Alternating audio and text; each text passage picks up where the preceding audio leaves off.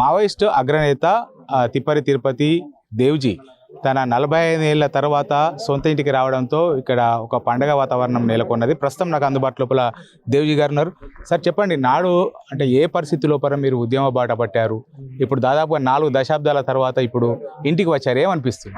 నాటి పరిస్థితులు ఏంటి, నేటి పరిస్థితులు ఏంటి? అంటే ఇప్పుడు ఈ విషయంలో చెప్పాలని అంటే నేను చెప్పిన కదా, ఆ రోజు చదువుకుంటున్న రోజులలో మాకు ప్రేరణ అని అంటే ఆ రోజు మా పార్టీ చేసినటువంటి రాజకీయ ప్రచారంలో సామాజిక ఆర్థిక అంతరాలు లేనటువంటి, దోపిడీ పీడన లేనటువంటి ఒక సమాజాన్ని నిర్మిద్దాం అనేది గొప్ప ప్రేరణ. దాన్ని సాధించడం కోసం బహిరంగంగా పనిచేసినాము. తర్వాత చైతన్యవంతంగానే నిర్ణయించుకొని అజ్ఞాతంలోకి వెళ్ళడం జరిగింది. తర్వాత కొన్ని కారణాల రీత్యా మళ్ళీ తిరిగి బహిరంగ జీవితంలోకి రావడం జరిగింది. ఇప్పుడు చాలా మార్పులు ఉన్నాయి. మార్పు అనేటువంటి సహజం. మన ఇష్టాలతో మార్పు ఆగిపోదు. గతం నుండి వర్తమానం, వర్తమానం నుండి భవిష్యత్తులోకి మన కుటుంబాలు, వ్యక్తుల జీవితాలు మారుతాయి, కుటుంబ జీవితాలు మారుతాయి, సమాజం మారుతుంది కదా. అది దాంట్లో అనేకమైనటువంటి ఆశా నిరాశలు ఉంటాయి కదా. అందుకోసం ఇప్పుడు ఇదొక అవకాశం, మళ్ళీ అందరినీ కలుసుకోవడం, ఒక రకంగా సంతోషం, ఒక రకంగా ఉద్వేగం అట్లా. అంటే మీరు ఏ వయసు లోపల ఉద్యమ బాట పట్టారు? అప్పుడు ఉన్నటువంటి పరిస్థితులు ఏంటి సార్? అంటే ఇది చాలా మంది కూడా తెలుసుకోవాలని ఉంటుంది. అంటే అప్పటికిప్పటికి చాలా మార్పులు వచ్చాయి కదా. అవునవును, అంటే మారుతుంటుందని అంటున్నా కదా. అప్పుడు ఉన్నటువంటి పరిస్థితులలో ఏంటంటే గ్రామీణ ప్రాంతం లోపల భూస్వాముల దోపిడీ, పీడన, అవమానాలు, అత్యాచారాలు అనేటువంటి యథేచ్ఛగా సాగేటివి. నేను ఒక్కనే కాదు, విద్యార్థి యువకులు అందరిలో దాని పట్ల ఒక వ్యతిరేకత, దాన్ని మనం సహించకూడదు అనేటువంటిది ఉండేది. అట్లా ఇప్పుడు వేరే రూపంలో సామాజిక ఆర్థిక అంతరాలు కొనసాగుతున్నాయి కదా. అంటే మీరు అంచెలంచెలుగా ఎదిగారు కదా సార్, మావోయిస్టు ఉద్యమం లోపల అంచెలంచెలుగా ఎదిగారు. ముఖ్యంగా అప్పుడు ఉన్నటువంటి పరిస్థితి లోపల, అప్పుడు ఉమ్మడి ఆంధ్రప్రదేశ్ లోపల ఉన్నాం, ఇప్పుడు తెలంగాణ లోపల వచ్చారు.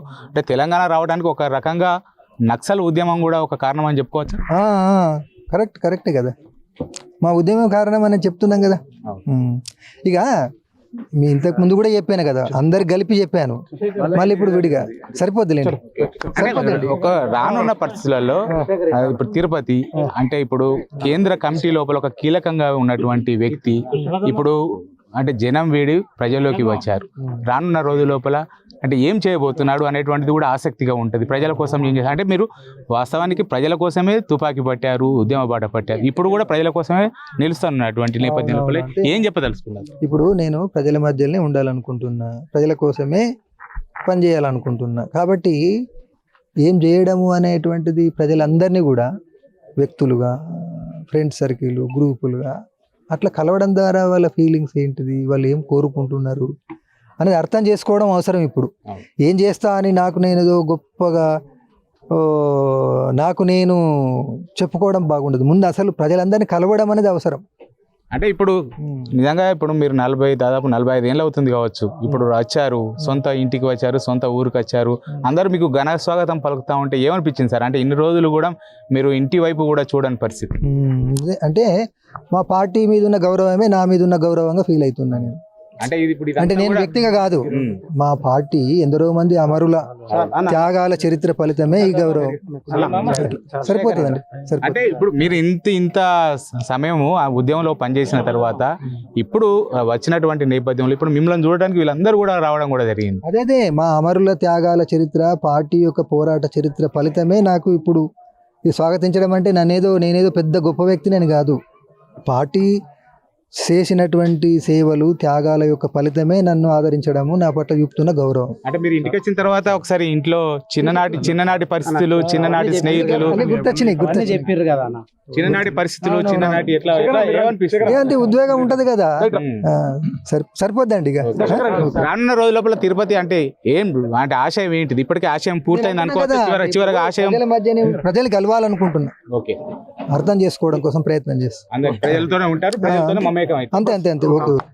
దాదాపుగా 45 ఏళ్ల తర్వాత కూడా కొరట్లకు వచ్చినటువంటి నేపథ్యం లోపల చాలా భావోద్వేగానికి గురైనటువంటి పరిస్థితి. చిన్ననాటి స్నేహితులను కూడా కలుస్తూ, చిన్ననాటి స్నేహితులతోని ఆనాటి జ్ఞాపకాలు షేర్ చేస్తూ కూడా రానున్న రోజులు ఇప్పటి వరకు కూడా ప్రజల కోసమే ఉద్యమం చేస్తాం, ఇప్పుడు కూడా ప్రజల మధ్యలోనే అనుక్షణం ఉంటాం, ప్రజల కోసమే చేస్తామని చెప్పి తిరుపతి అంటున్నటువంటి పరిస్థితి. కెమెరా పర్సన్ అంజితో శ్రీనివాస్, బిగ్ టీవీ, కొరట్ల.